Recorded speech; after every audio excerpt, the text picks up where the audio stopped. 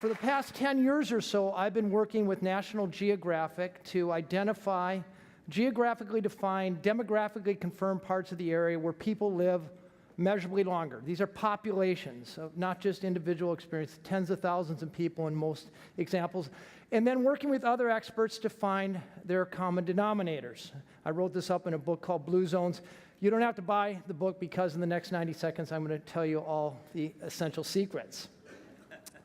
No matter where you go in the world, whether it's Okinawa, Japan, Sardinia, Italy, the Highlands, the Nicoya Peninsula of Costa Rica, Ikaria, Greece, among the Seventh-day Adventists, you see the same 9 things happening over and over and over among the longest-lived people. A lot of these things are very intuitive. Eating a plant-based diet, low and simple carbohydrates, high in things like beans and nuts. The ever-popular prescriptive to have a couple glasses of wine a day. And no, you can't save up all week long and have 14 on the weekends. People actually ask me that. But the really cool findings come from the counterintuitive things. Do you know that people who have a strong sense of purpose and who can articulate it live about 7 years longer than people who don't? People who belong to a faith-based community and actually show up 4 times a month live 4 to 14 years longer than people who don't.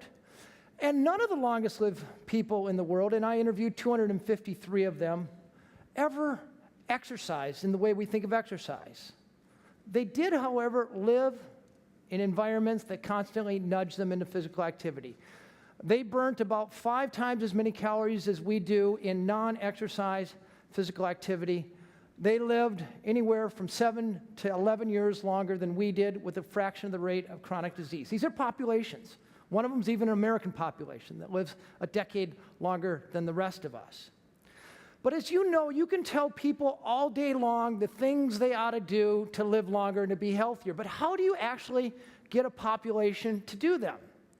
We spend almost $1 trillion a year on largely preventable diseases: cancer, diabetes, heart disease, largely preventable diseases. But I assert we not only are spending too much, but we're aiming at the wrong target.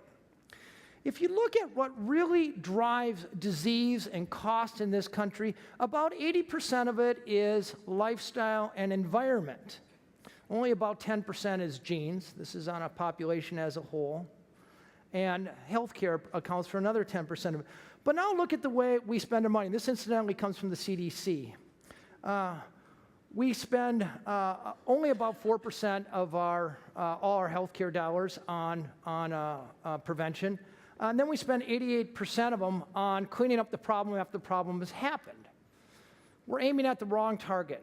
Instead of the downstream problems, we should be aiming at what to do before they happen. I think most of us know that. We do spend over $100 billion a year on prevention. So you may say, Dan, you know, we're an overweight population here in America. We don't move enough. We should be focusing on diets and exercise and supplements. The problem is, by and large, they don't work. When you think of things that are going to truly add to longevity, to truly lower your chances of getting a chronic disease, you cannot think in months or in years. You have to think in decades or a lifetime. So you say, well, diets, they're a pretty good idea. But no diet in the history of the world has ever worked for a significant proportion of people who started. We could come up right now, we could spend the next 3 days and come up with the TED-Med diet.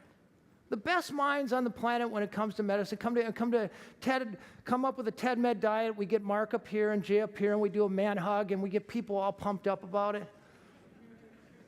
But the reality of diets, if 100 people start a diet today, within 7 to 10 months, you'll lose 90 of them. And within the next 2 years, you'll lose all but about 5% of them. So when it comes to a long-term strategy, diets don't work. No diet in the history of the world.